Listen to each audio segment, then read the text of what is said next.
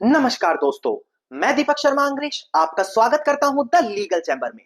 अब दोस्तों, आज की वीडियो में मैं एक ऐसी महत्वपूर्ण जानकारी देने वाला हूं जो आप लोगों को YouTube पर आज तक किसी ने नहीं दी होगी। जी हां, मैं आज आपको जानकारी दूंगा कब एक किराएदार आपकी प्रॉपर्टी पर बैठे बैठे उसका मालिक बन जाएगा और आपको पता ही नहीं लगेगा। और जब आप पुलिस का या कोर्ट का दरवाजा खटखटाओगे तो आपको कोई भी राहत नहीं मिलेगी। जी हां दोस्तों, और जो मैं ये जानकारी देने वाला हूं कानूनी प्रावधान के साथ दूंगा, जजमेंट्स के साथ दूंगा, ताकि आप खुद जान सकें कि जो भी हम वीडियो में बताते हैं सारी बातें बिल्कुल सही होती है। अब एक आम व्यक्ति क्या करता है, अपनी रोजमर्रा के जीवन में किराए के लिए अच्छी खासी जीवन बिताने के लिए संपत्ति को किराए पर दे देता है। अब जब तक कोई लड़ाई झगड़ा नहीं है किराएदार और मकान मालिक के बीच, तब तक सब कुछ ठीक है, कोई दिक्कत नहीं है। पर जैसे ही किसी के मन में लालच आ गया, किसी के मन में एक गलत भावना आई, उसी समय मकान मालिक को इतनी हरासमेंट फेस करनी पड़ती है, सालों साल कोर्ट के चक्कर लगाने पड़ते हैं और अंत में वो हार मान लेता है। अब दोस्तों, अगर आप भी खुद को ऐसी सिचुएशन से बताना चाहते हैं तो आज की पूरी वीडियो देखना जरूरी है, वरना बाद में आप राहत तो मांगेंगे पर आप अपनी जगह खुद कमजोर होंगे। अब दोस्तों, अगर आप लोगों को हमारी ये वीडियोस अच्छी लगती हैं, अगर आप लोगों को हमारी तरफ से किए गए एफर्ट्स अच्छे लगते हैं, तो मेरा आप लोगों से बिल्कुल छोटा सा अनुरोध है, वीडियो को तुरंत लाइक करें। आपको हमारी वीडियोस कैसी लगती हैं कमेंट सेक्शन में बताएं और ज्यादा से ज्यादा शेयर जरूर करें। तो चलिए दोस्तों, अब आज की इस वीडियो को हम ज्यादा लंबा ना करते हुए आज की इस वीडियो को स्टार्ट करते हैं।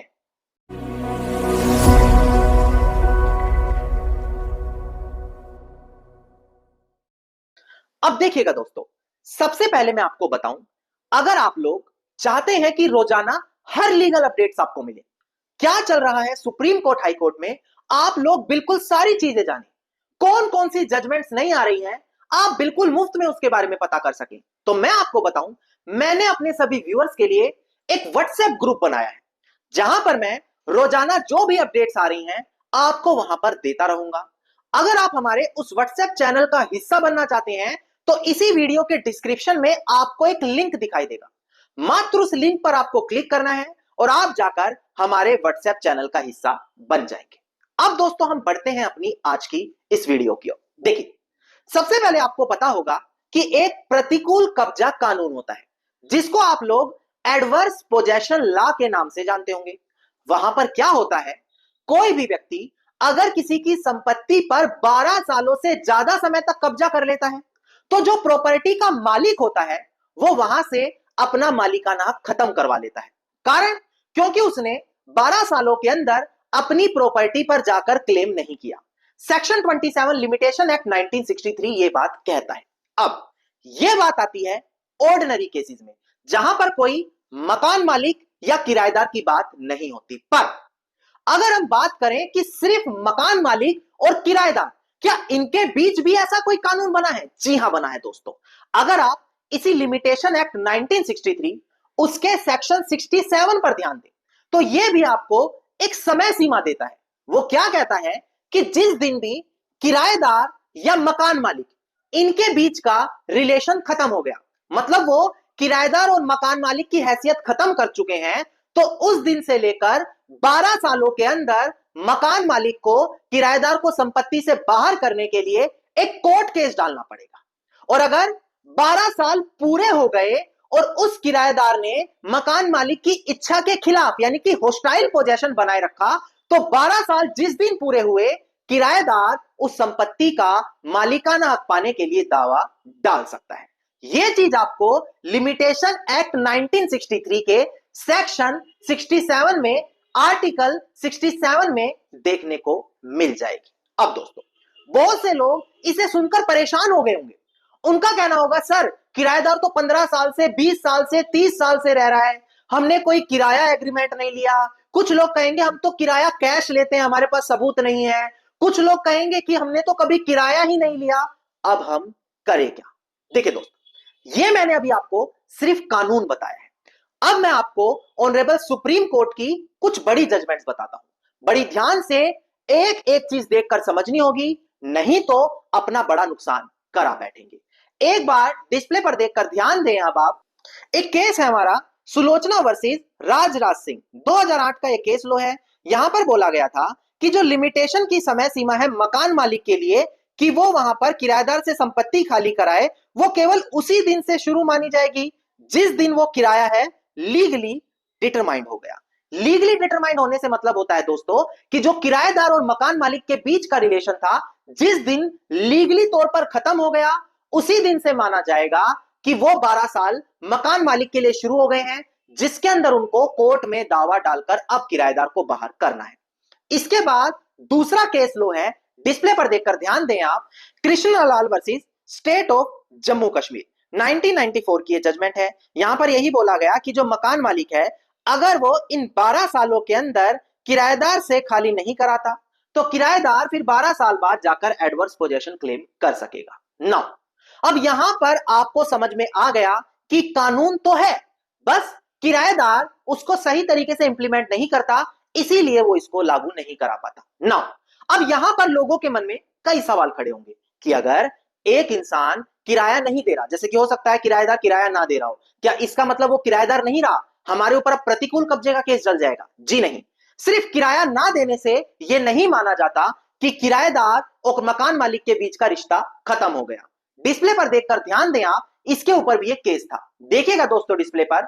केस टाइटल है के Verma versus union of India. यहां पर यही बोला कि सिर्फ किराया ना देना इसका मतलब ये नहीं है कि टर्मिनेशन हो गया है किराएदारी का, मतलब कि जो किराएदार और मकान मालिक के बीच का रिलेशन था, सिर्फ किराया ना देने की वजह से ये नहीं होगा कि वो खत्म माना जाएगा और उसी दिन से 12 साल गिने जाएंगे, ऐसा नहीं होता।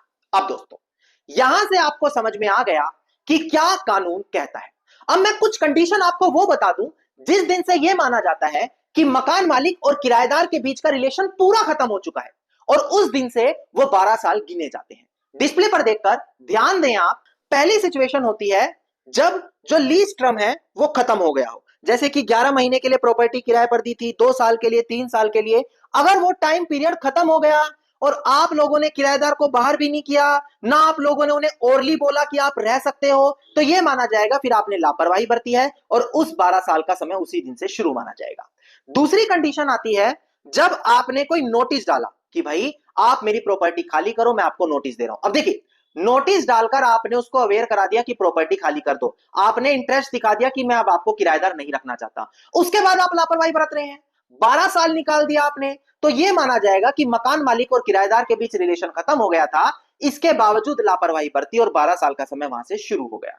तीसरी कंडीशन आती है दोस्तों फॉर फीचर ऑफ लीज, यानी कि जो किराए के अंदर की कोई कंडीशन थी, जैसे कि किसी तीसरे इंसान को जमीन किराए पर नहीं दे सकते या कोई और कंडीशन थी, अगर किराएदार वो कंडीशन पूरा ना करे, आप उसको कोई नोटिस वगैरह डालो या उसको ये बोलो भैया मैं तुम्हारे साथ नहीं रहूंगा, फिर ध्यान दो कि ऐसा करने पर आप 12 साल के अंदर उससे खाली भी करवा लो, क्योंकि आपने अपना इंटरेस्ट दिखा दिया है कि मैं तुम्हारे साथ नहीं रहना चाहता।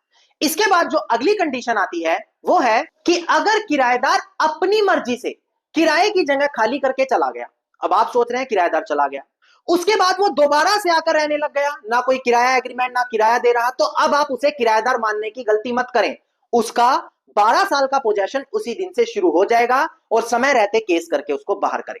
इसके अलावा अगर कोर्ट ने ऑर्डर दे दिया इसको बाहर करो, तो भाई रूल ये है कोर्ट ने ऑर्डर दिया तो उसको एग्जीक्यूट कराकर बाहर कराना है। अगर आप आराम से बैठे रहे उसको बाहर नहीं किया तो आपका 12 साल का लिमिटेशन टाइम शुरू हो जाएगा, फिर आप उसको बाहर नहीं करा पाएंगे जिस दिन 12 साल पूरे हो गए। अब मैंने ये कुछ कंडीशन बताई थी जहां पर 12 साल का समय शुरू होता है, मतलब कि किराएदार और मकान मालिक के बीच का जो रिलेशन है वो खत्म हो जाता है और उसके बाद 12 साल गिने जाते हैं। नाउ अब लोगों के मन में घबराहट आएगी, मुझे पक्का पता है, पर घबराए मत। अब मैं कुछ आपके फेवर की भी बात करूं, मात्र 2 मिनट और लूंगा। एक बार डिस्प्ले पर देखकर ध्यान दें, एक काफी बड़ा केस लो है, देखिएगा। केस टाइटल है Brij Narayan Shukla dead through legal representative versus Sudesh Kumar alias Suresh Kumar. यहां पर 2024 का लैंडमार्क जजमेंट है और सुप्रीम कोर्ट ने यहां पर क्या किया था, यह बोला था कि सिर्फ किराएदार यहां पर लंबे समय से संपत्ति पर कब्जा करके बैठा है, इसका मतलब यह नहीं है कि वो मालिक बन जाएगा, वो एडवर्स पोजेशन जाकर क्लेम करेगा, जी नहीं। यहां पर साफ बोला गया अगर मालिक ने उसको परमिशन दे रखी है, चाहे ओरली दे रखी है, तब भी वो परमिशन से रह रहा है, उसको एडवर्स पोजेशन नहीं बल्कि परमिसिव पोजेशन बोला जाएगा और वहां पर वो कब्जा करके मालिक नहीं बन पाएगा। अब दोस्तों अभी जो मैंने जजमेंट क्लियर करी यहां से आपको समझ में आ गया कि 12 साल ठीक है, कानून है, पर अगर मकान मालिक ये दिखा दे कि मेरी परमिशन से ये बाद में रह रहा है, मैंने किराया एग्रीमेंट नहीं लिया, ठीक है, मैंने कोई किराया नहीं लिया, ठीक है, पर अगर किसी को परमिशन देकर रखा जा रहा है तो वो एडवर्स पोजेशन नहीं होता, वो परमिसिव पोजेशन माना जाता है। और ऐसे केस में मकान मालिक तब भी खुद को बचा पाएगा, यानी कि एक अच्छे एडवोकेट की जरूरत पड़ेगी यहां पर ताकि अपना केस जीता जा सके। अब दोस्तों, मैंने वीडियो में जितनी भी जजमेंट्स आपको बताई हैं, अगर आपको किसी भी जजमेंट की कॉपी चाहिए तो वीडियो के डिस्क्रिप्शन में मैंने आपको नंबर दिया है, उस नंबर पर आप कॉल करके हमसे जजमेंट की कॉपी पा सकते हैं। अगर आपको हमारी आज की वीडियो अच्छी लगी तो वीडियो को आप बस लाइक, शेयर और कमेंट कर दें। वीडियो से जुड़ा कोई क्वेश्चन है, कमेंट सेक्शन आप लोगों के लिए खुला है। अगर आप इसी प्रकार की महत्वपूर्ण जानकारी रोजाना पाना चाहते हैं तो चैनल को तुरंत सब्सक्राइब करके नोटिफिकेशन बेल आइकन जरूर दबा दें।